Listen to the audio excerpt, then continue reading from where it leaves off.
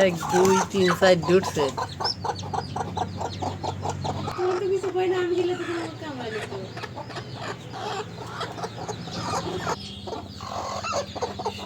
মুরগি সাদা বাচ্চা উঠছে, সবগুলা কালো, কাহিনী কি?